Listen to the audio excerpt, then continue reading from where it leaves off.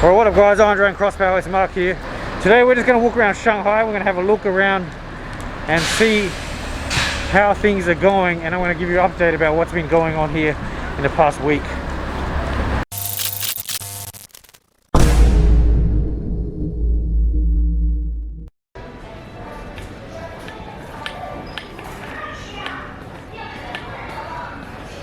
Tons and tons of dunny paper.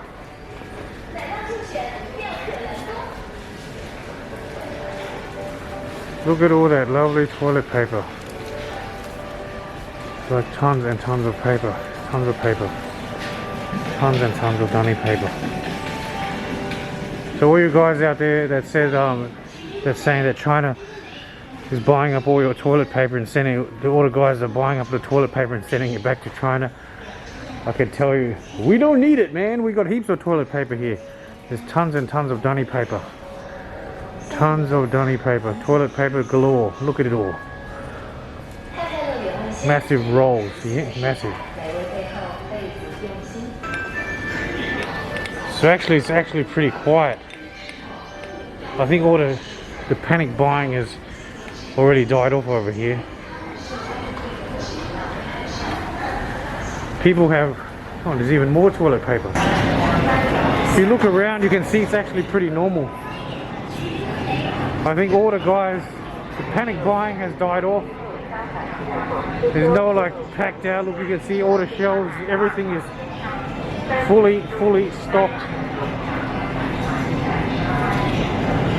Everything is fully stocked. We've got all the stuff here. Even all the bacon is back. Ham, sausages, everything. This looks like a normal day. The shelves are all fully stocked. There's people walking around calmly.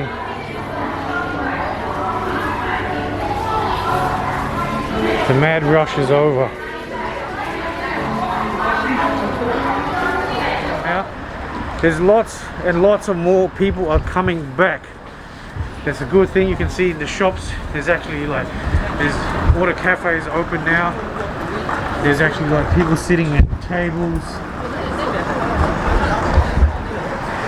So over the past week, it seems like just about pretty much every store is back open now. Like along my street, I look around, all the people are out, all the stores are open.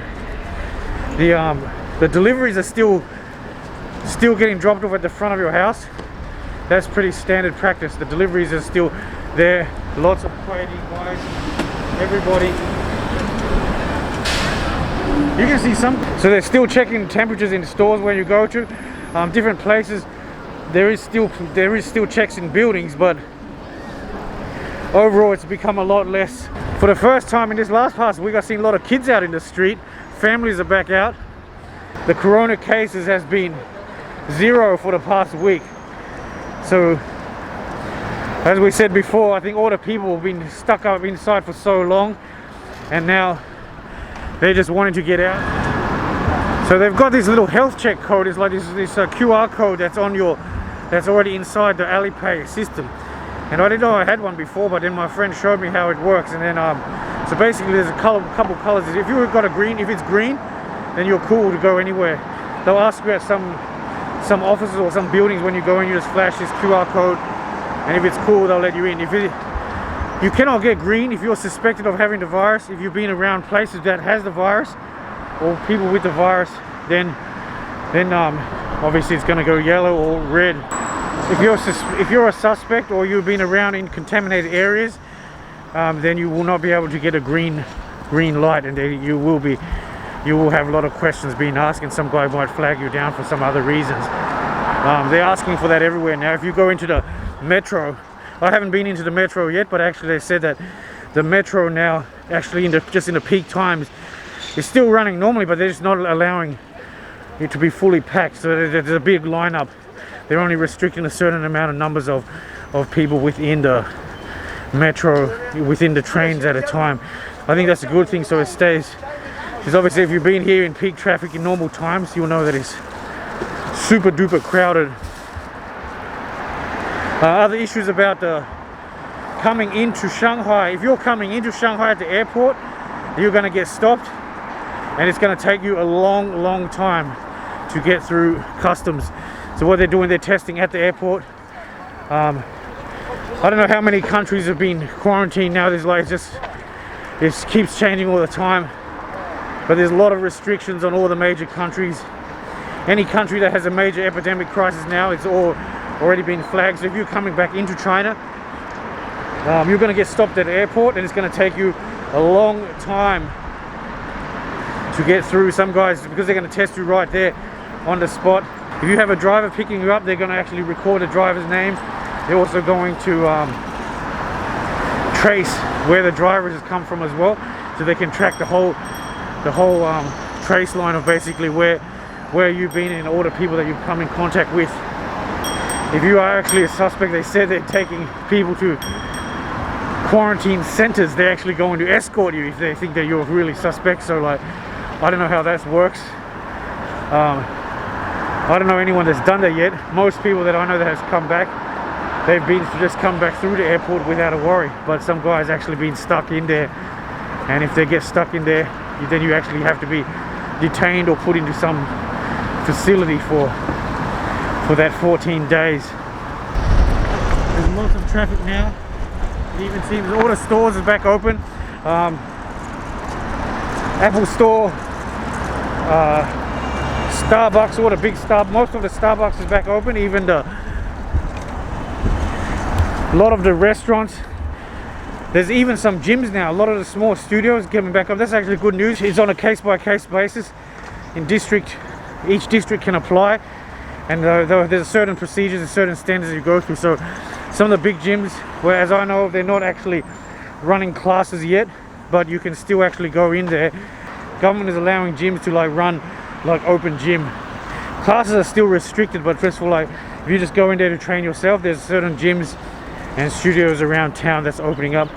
That is definitely a good thing. All the factories are gearing back up.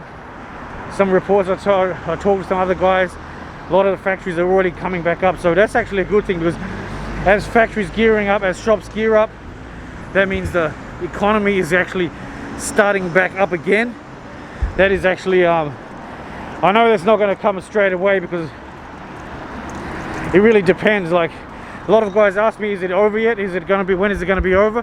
Like we said before, nobody knows when it's actually going to be over.